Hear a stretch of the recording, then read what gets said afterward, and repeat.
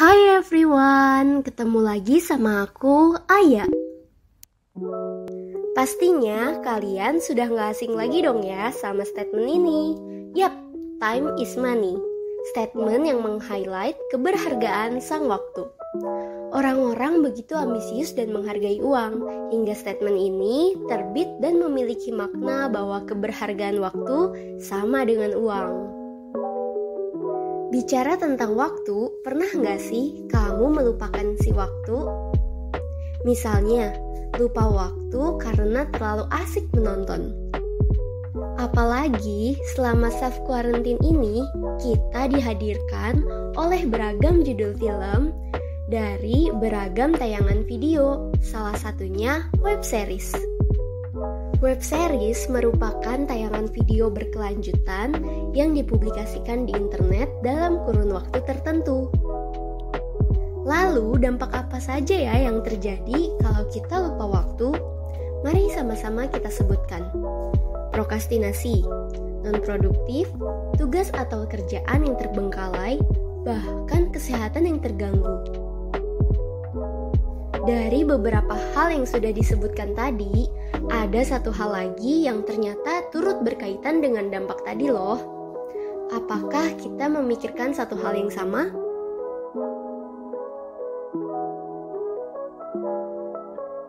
Menurut Goldfield dan Merburn, mereka mendefinisikan kontrol diri sebagai suatu kemampuan untuk menyusun, membimbing, mengatur, dan mengarahkan bentuk perilaku yang dapat membawa individu ke arah konsekuensi positif.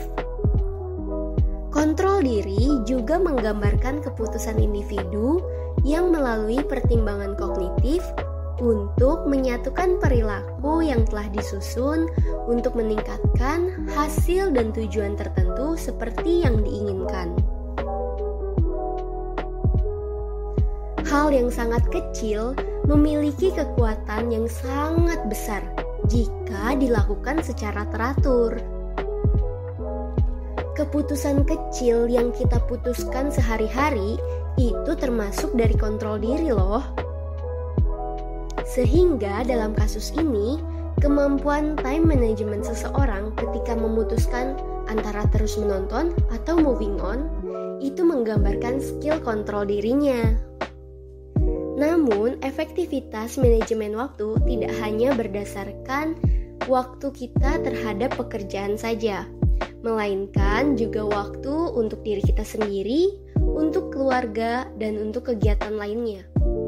Berikut ini merupakan tips dari kami untuk mengelola waktu agar lebih dapat menghargai waktu. Merencanakan kegiatan tentang goals atau tujuan yang ingin kita penuhi beserta langkah-langkahnya yang perlu kita jalani. Ketika kita sudah mengetahui tujuan dan menjalankan misi-misinya, maka langkah yang ditempuh pun mendekatkan kita dengan cita-cita. Mengatur skala prioritas. Kalian bisa melakukannya dengan menggunakan metode kuadran prioritas. Metode ini membagi skala prioritas ke dalam 4 bagian, yaitu penting dan mendesak, penting dan tidak mendesak, tidak penting dan mendesak, serta tidak penting dan tidak mendesak. Step terakhir yaitu membuat jadwal. Hal ini bisa membantu kita untuk lebih disiplin.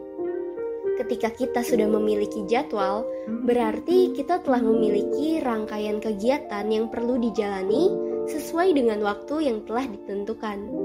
Sehingga ketika ingin menunda pun kita telah mengetahui kegiatan apa yang akan terlewatkan beserta konsekuensinya. Ketika ada temanmu yang mengajakmu pergi, namun di satu sisi kamu telah memiliki jadwal di waktu yang sama, maka ketika hal itu terjadi padamu, jangan sungkan untuk menolaknya. Last but not least, ada pesan nih dari aku untuk teman-teman semua. Bersahabatlah dengan waktu sebelum waktu meninggalkan kamu.